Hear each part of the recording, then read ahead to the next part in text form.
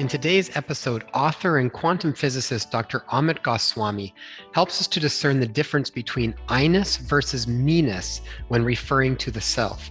He shares wisdom from the great spiritual teachers of the past and explains how one of the most beautiful things about being human is our ability to choose our life's direction. Hi, everybody. Welcome back to our show, and thank you so much for joining us. We really appreciate you guys participating in this series, particularly any of the series we do. We really create it because I think this is important information to share with people at specific points in time.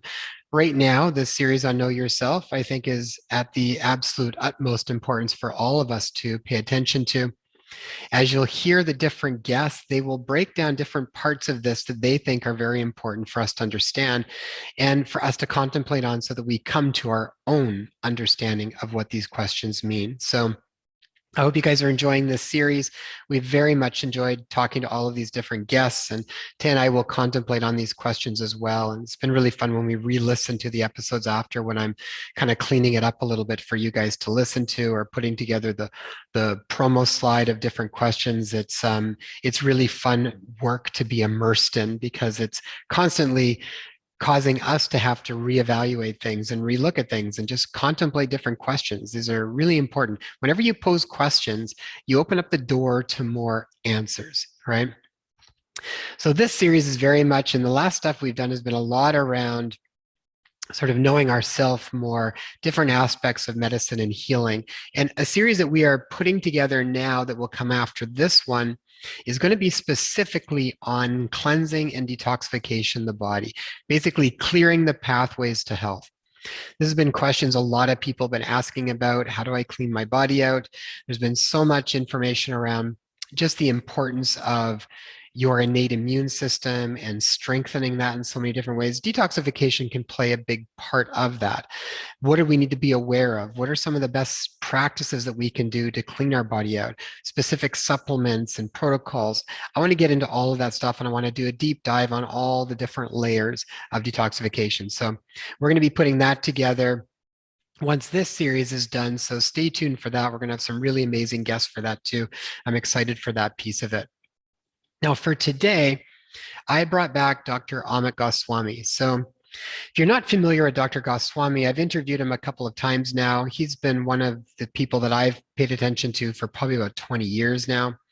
When I first saw him, it was in the movie, What the Bleep Do We Know?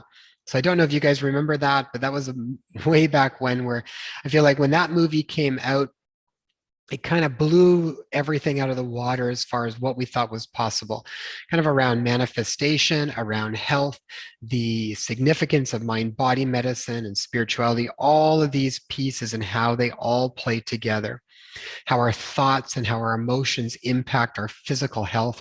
It was really quite a game changer in the world of health and wellness. So if you haven't seen that, check it out. I think that's a really good one, called What the Bleep Do We Know? And Dr. Goswami was the quantum scientist or the quantum physicist who was in that movie sharing his part of how quantum physics is playing into our new understanding of health and this new paradigm of health. I'm really fascinated because the information that's come out from quantum physics is a nice bridge between the metaphysics and the spirituality in the physical body. And I feel like it's kind of the best science right now to try to explain a lot of these metaphysical concepts, but bring them into a solidness that science can sometimes provide for people's understanding. Now, Dr. Goswami has talked a lot about quantum physics being a science of potentials or a science of possibilities. And what's interesting is that he often then talks about consciousness. And what we've learned is that consciousness, or these fields of consciousness that we can go into, are very much related to the possibilities that we are privy to. If we are in smaller, contracted states of consciousness, then the possibilities or choices that we can land on within our life is going to be smaller and more limited. When we move into larger, expanded states of consciousness, larger fields of consciousness, there's more room, there's more possibilities inherent within that state of consciousness. And so When we are wanting to influence our life in lots of different ways, you'll find that if you're in a smaller, contracted state of consciousness, you just can't find something new. You can't get out of it. You have to literally move into a larger state of consciousness. And from there, a lot of times the solutions and answers that we are needing are within that field. And there's a larger chance that now we're going to land on something that's going to give us new insights and new ideas to move forward in our life. And Dr. Goswami is going to get into that. He's going to talk about that in relation to manifestation as well in this episode. But one thing that I thought was really interesting was I had this conversation with Dr. Goswami, and a little bit later, I was actually talking to Ken Schwartz, who's the founder and chief science officer of C60 from Purple Power, which is one of the products that I've talked about in the past. And what was really interesting is he said that C60, because of its unique configuration and the overall design of that molecule, it actually holds, I believe, over 1.5 million quantum states that it can be in. And I'm going to bring him back to explain that in more detail because I think it's really fascinating. But he said that's what he feels is maybe one of the pieces as to why C60 can be such an incredibly powerful, versatile supplement that can support so many different aspects of overall health in many different systems of our body. So if you want to check more about that, just click the link below and use promo code DRLOKEN for more information on it. But why I wanted Dr. Goswami to join us was because he's one of these people that considers himself a quantum activist. I feel like he is right on the cutting edge of wanting to move humanity to the next phase and assisting whatever is required. And he uses quantum physics to try and bridge that gap. So we talk about a lot of different things. He explains why even to contemplate the question of know thyself is so important at this particular time. He specifically talks about the difference between I-ness and Me-ness when understanding the self. He talks about what the differences are with that so that we can then become aware of when we are acting from the I versus the me and when one is appropriate, when one isn't, and the limitations and the expansion between those two different ones. So that's also a very important part that he gets into. He talks about what the fastest way that he has found for over his 40 years of doing this work. He explains the fastest way to access higher states of consciousness. And he talks about living from the heart. And he says, when you are in your heart, you are already expanded. How do you know? Because you can include the one that you're looking at. That really touches me because it makes me think when we're looking at somebody, even if we're looking on the TV, if we're hearing different things, if we are in our heart, then we've got a place where we can include that other person within the totality of who they are and who we are. Can we hold a space for that other person? Even if they hold different opinions than us, right? Can we still hold a place for them? Can we know ourselves well enough that even when someone else holds a different opinion, it doesn't change our capacity to hold them within our heart? Really, really beautiful. And one of the things that he also comes back to is he said, one of the most beautiful things about being human is our ability to choose and our ability to choose our life direction. This is something that I think is incredibly important right now because choice and free will are being challenged in many different ways. There's lots of conversation around this. I think it's important to remember that we still always come down to having choice. And it's up to us to choose what ultimately feels right for us. We have to run that through our own knowing and really get a glimpse and a feeling of what ultimately feels like the right choice for me. Dr. Goswami's colleague, Dr. Valentina Onosor, who kicked off this series for us, she said a lot of really wonderful things. And one of the things she talked about was how many choices are we making from love versus fear? Are we living from a place of love versus fear? Now, she gets into more detail around that, but that's a question that I've often posed to people as well. It's not that living at times from fear is important. That can save your life. But there's that difference of being in a fear state all the time versus when is it really appropriate? And are we living our life more from a place of fear, or are we living from a place of love? Are we making choices out of fear versus choices out of love for self and for others? So just some other things to contemplate. So Dr. Goswami gets into lots in this episode. I really love Dr. Goswami's energy. He reminds me of just this older, wise grandfather sage sort of person that I would just want to sit down and let him share his experience and his wisdom with me so that some of that can brush off and I can embrace some of it. So I hope you guys enjoy this episode. Love Dr. Goswami, and let us know your comments. Please subscribe, please share. This really helps the algorithms to get this information out. And I really do feel, both Tay and I feel that this is really important information to share, particularly right now, to help everybody get a better understanding of who they are so that we can live our lives from that truth. All right, everybody. Thanks so much for joining in. Thanks so much for participating in this series, and much love to all of you. Hi, everybody. Welcome back to the Inspire Health podcast. And today's guest is Dr. Amit Goswami, and we are going to share his words of wisdom with our new series called Know Thyself. And Dr. Goswami was actually, I've interviewed Dr. Goswami a couple of times. He was in the Mind, Body, Spirit series that we did, and he was also in the more recent series on energy, frequency, vibration, magnetics with Valentina Onisor. And I really love Dr. Goswami's work. I've been following his work for probably the past 20 years or so, and I've really valued the information that he's put out here. I think he's been at the cutting edge of helping us move into the next phase of what I think humanity is moving. So I was really excited to bring him back for this specific series and get his words of wisdom. And so people that are new to this series, why Tay and I wanted to create this is because we've been hearing so much from people that they're confused and they're scared and they're worried. And when they're in that place, they just don't know what to do. They don't know how to act. And then from that place, it's a lot easier then for us to just hand our power over to others to make decisions for us. And we thought this was a really important time to pose questions, usually questions that brought a certain sense of meaning or inspiration to ourselves and to the different guests that we're sharing them with. And these questions help us to better know ourselves and allow us to return to a place of inner authority, which is ultimately what we want to be able to connect with to make decisions that I think are ultimately in our highest good. So Dr. Goswami, thanks so much for joining us again and welcome to the show. Thank you, Jason, for having me. So Dr. Goswami, wherever you would like to begin, I'd love to hear the question or questions that you have for our audience that you think would be beneficial for them to ponder. So go ahead and take it away. All right.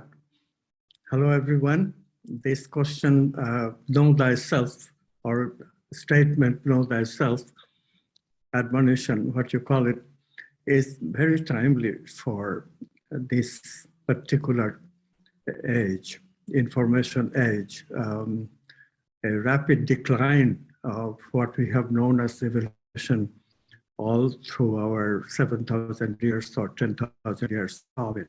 We have always progressed in civilization. This is the first time that the whole world is going downhill on civilization. As you can see around you, people don't behave properly, politeness is gone, the sense of good, evil is very mixed up. Archetypes, what are they? People don't even know that they are human values because they are used to thinking that the word value is just a pretend thing. We use those to think or behave like as if we are civilized. But inside, materialist science tells us that we are our brain, which is me-centered, which is just a computing machine, which also has additionally a negative emotional brain circuit. So evil is built into us. We cannot help it. And therefore, why should we be ashamed of it? Let's be proud that we have pleasure centers, and let's be proud that love is nothing but sex, and let's be proud that yes, we can, our best offense is the best defense. We can be aggressive. So, why is know thyself so important in this particular era? Because as every era, always the reaffirmation of the values happen anywhere. The question is, how far do we go down the drain before it happens? So this time what is happening, it came in the form of quantum physics. For a long time, of course, scientists, there are genuine scientists, even among materialists, always have wanted to know what consciousness is. The difficulty is very clear to people who think a little. I'm sure the audience here does. And so it is no news to you that the reason consciousness is difficult to think about is that it has, when it is expressed, when it is manifest in us, it expresses as two poles. It is just not an object. Like in materialist science, there is only scope for objects. So materialist science is a puzzle. What is the other pole? The other pole is the experiencer, what we call the subject. Like in a sentence, we have a subject and a predicate. So we say in experience, we have a subject and an object. This is called the subject-object split. But how does consciousness is this way, and how do we treat it in science? These are puzzles. Shouldn't everything be object in a materialist description? Because matter, whatever they made up, whatever they make up, the brain can make only objects. So to answer this question, we really have to go back to this wonderful way to ask oneself, what does it mean to know thyself? What is thyself? Self is, of course, referring to the subject, experiencer. Self is not referring to the self as an object. We do have self as an object, by the way, that increases confusion. That object we call me. Subject is we call I.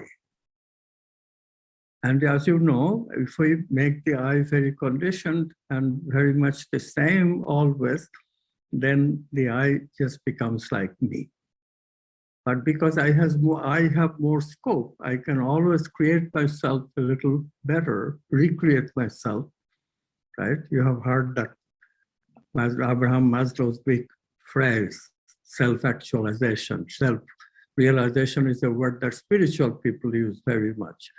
What do those things mean? It means that it's covering an expanded self, a different self than ordinary people experience with their brain as me-centeredness.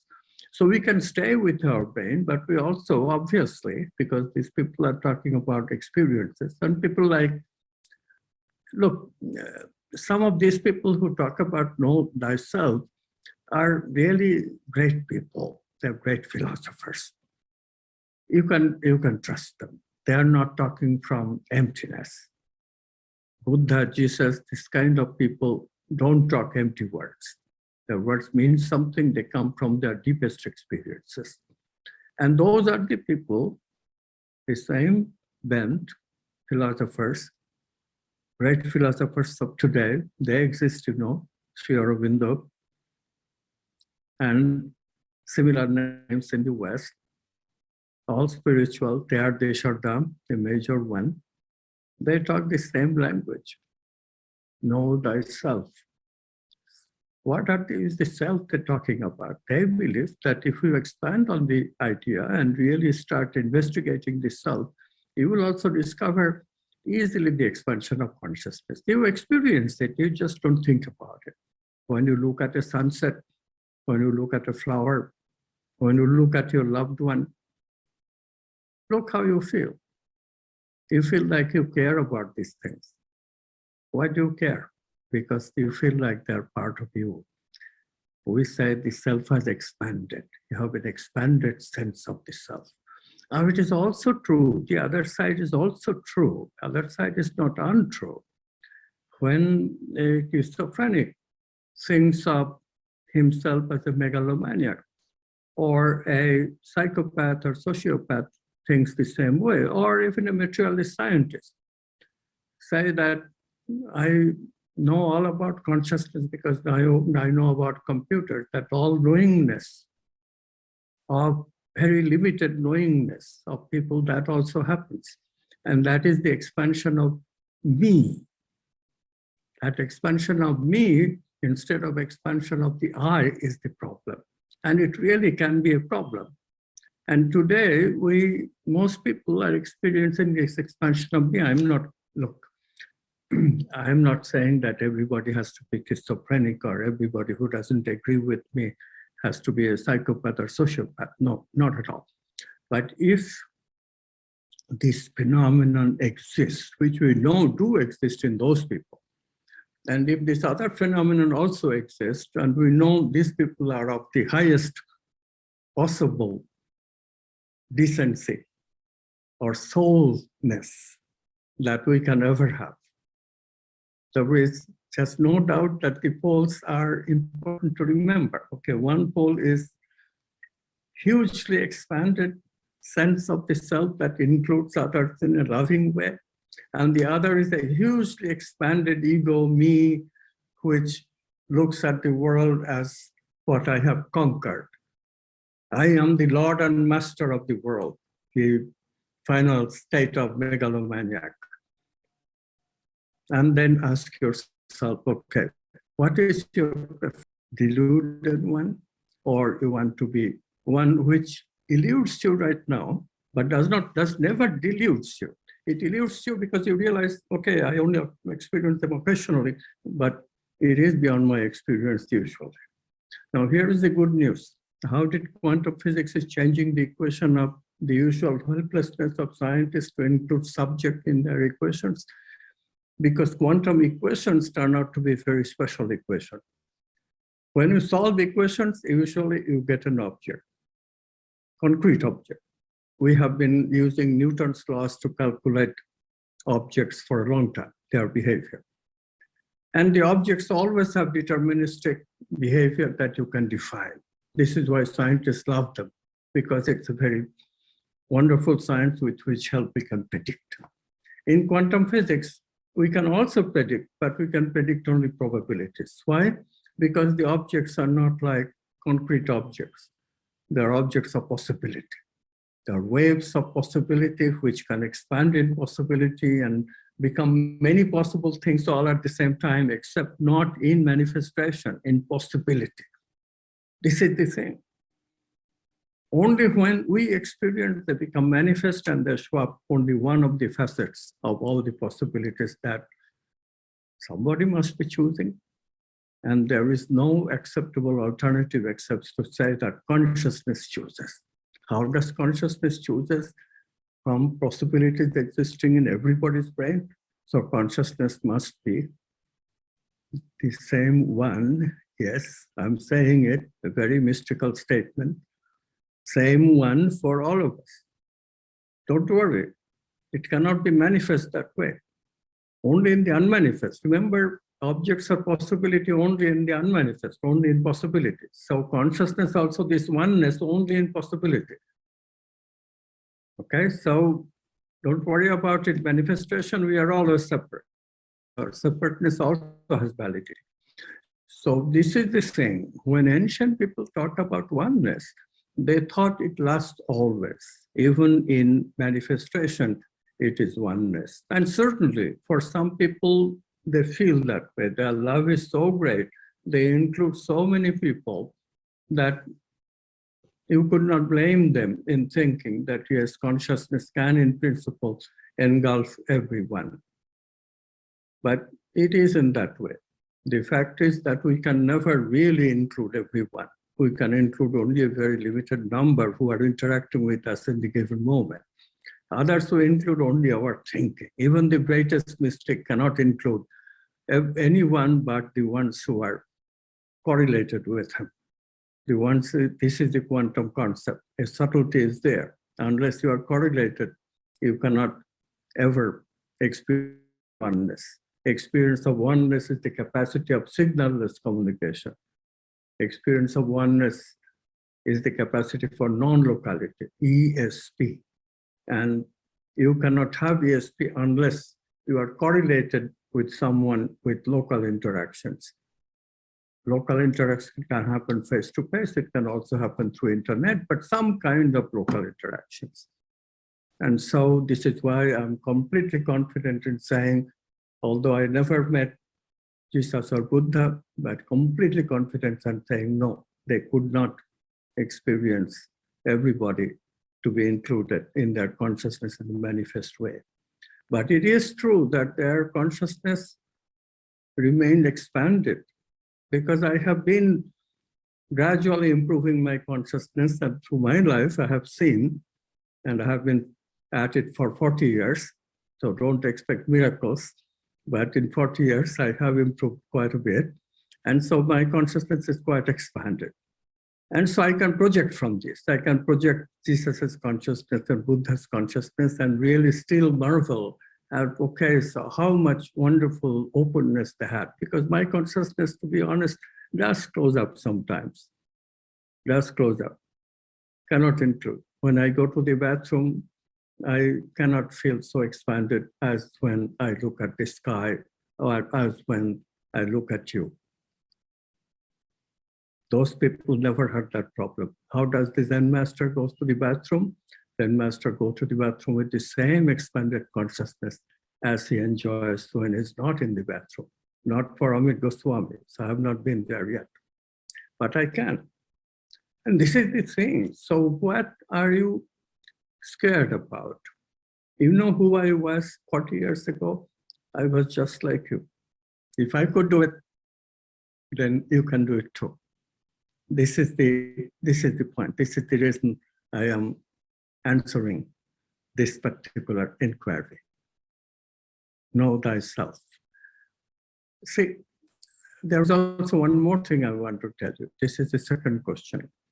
Know thyself that you have an expanded self. This is very important also from another school. The self has two sides. This has confused people, mystics, great wise philosophers, a great deal. All the great religions have this problem. Indeed, consciousness in its suchness has two sides. One side is emptiness, and many mystics talk about this.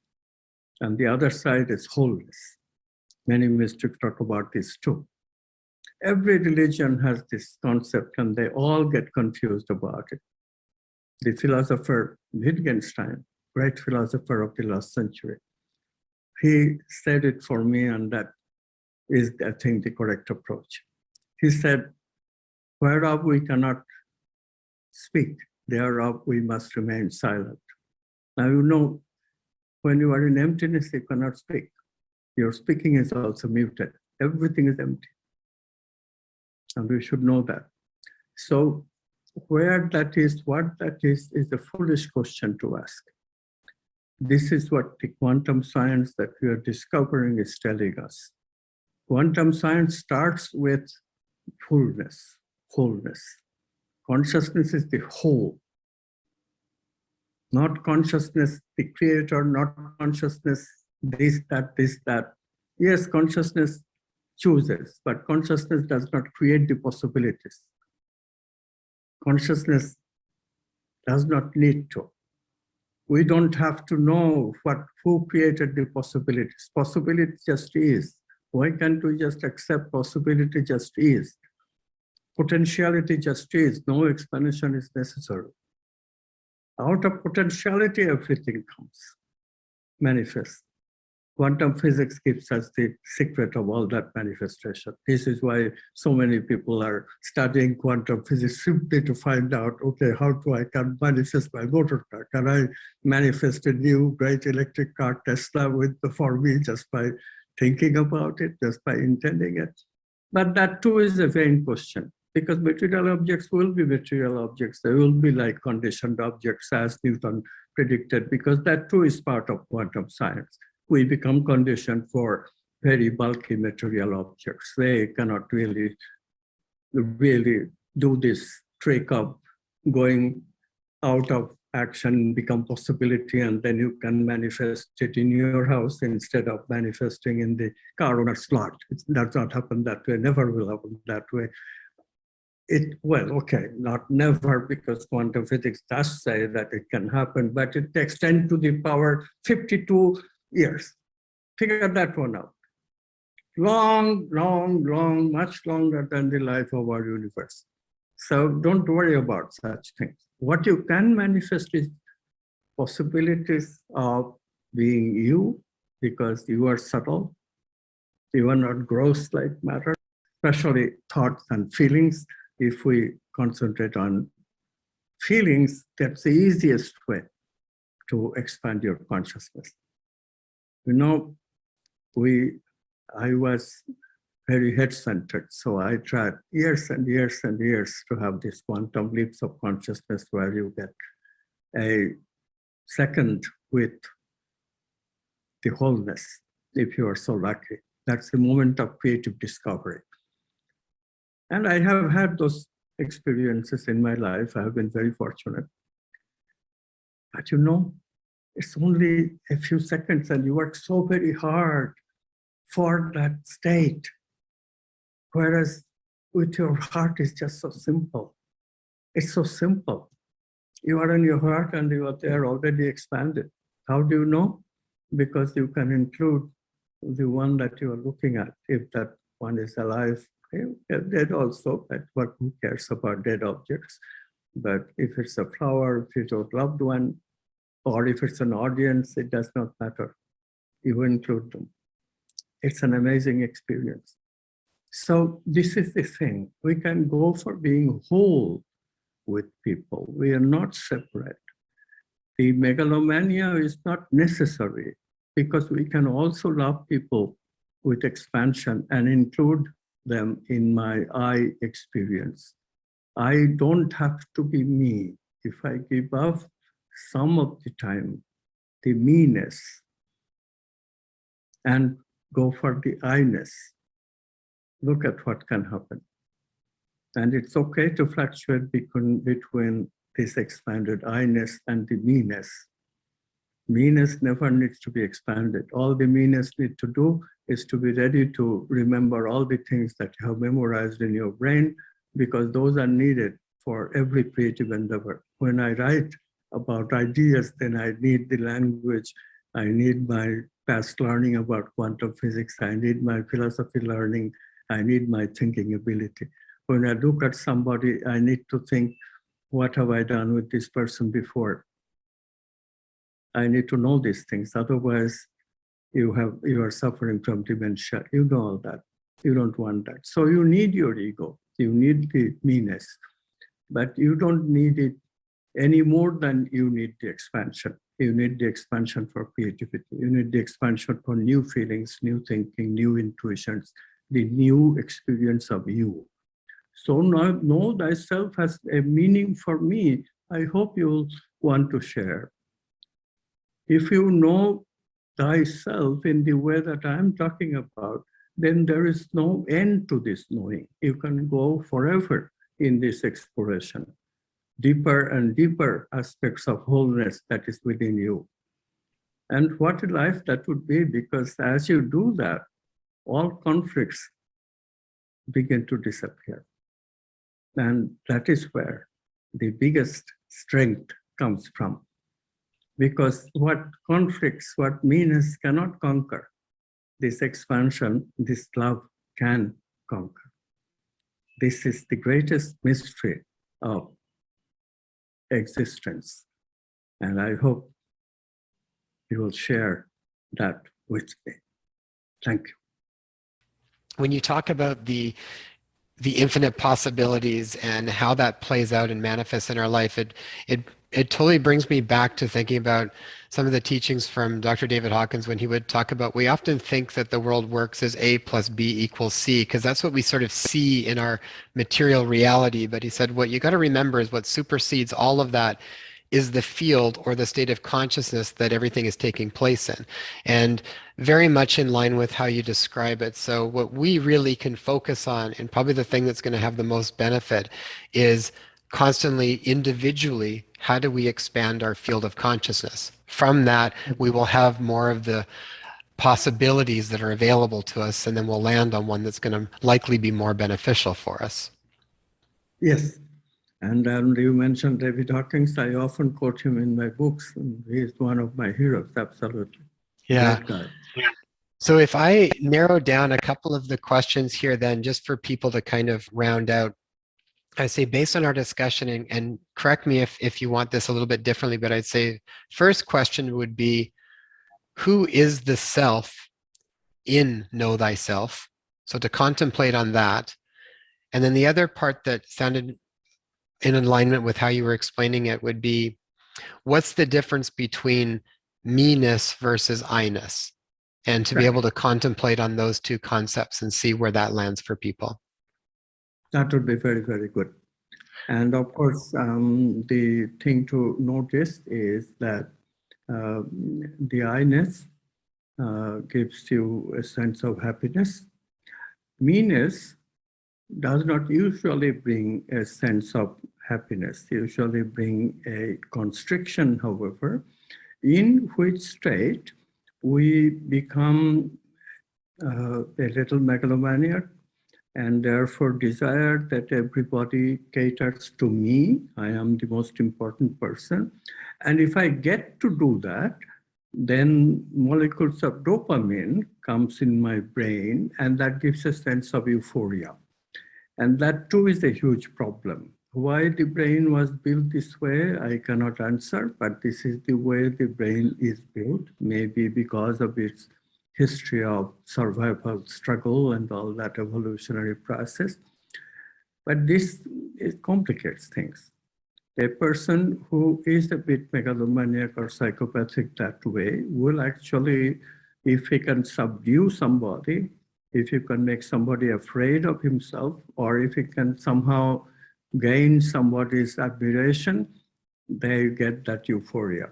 And so therefore they love it. So that's why they try to dominate the Genghis Khan, the Julius Caesars, Alexander. They're all made up of the same stuff as we see today in our political leaders. Mm-hmm. And human beings have this problem to cope with. So if people have difficulty with their me-ness and problem, there is nothing to be ashamed of. The capacity to love another person is a very special capacity.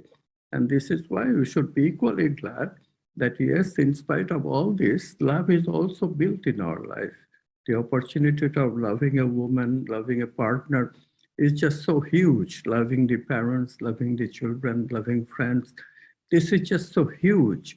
When you think of that, then you can give up that euphoria that some people get by demeaning somebody, insulting somebody, cowing somebody, being a bully to somebody. Do you really want to be that, or do you want to be this? You have the choice. This is the one beautiful thing about being a human. We have the choice. We can either be this or that. If we are that, if we choose the negative part, we destroy society in addition. If, on the other hand, we choose the positive part, we do not create a great society immediately, but we start the journey. Negative still has to be dealt with because the brain, as I said, has these negative things built into it. Okay, so there is a problem here. We have to work and work and work in order to get the positive. And that too tires people out, and that's why many people give up. But there is no reason to give up because, as I remind you, happiness is there on your way to expansion. Every time you're expanded, every time you love a partner, you feel happy. It's not euphoric happy, but happy regardless. And this happiness stays with you longer than the euphoria. Have you noticed that after an euphoria, it does not feel so good? Mm-hmm. Because we over it, or we have orgasm and then we cannot enjoy it anymore. It's done, so we go to sleep instead, right? Mm-hmm. Whereas when you love somebody, you don't want to go to sleep. Have you noticed? You want to stay in that expansion forever. Think about it. That's beautiful, Dr. Goswami. And it even kind of ties back a little bit with Dr. Valentina Onosor when we had our conversation with her. And one of the points that came up that was really important was the necessity to look at our lives with very authentic eyes. We really need to have an authentic relationship with ourselves and ask ourselves these honest questions so that we can then make these actual choices on the direction that we want to go. So Dr. Goswami, thank you so very much. It's such a pleasure being able to speak with you about all of this. Same here. You are very welcome.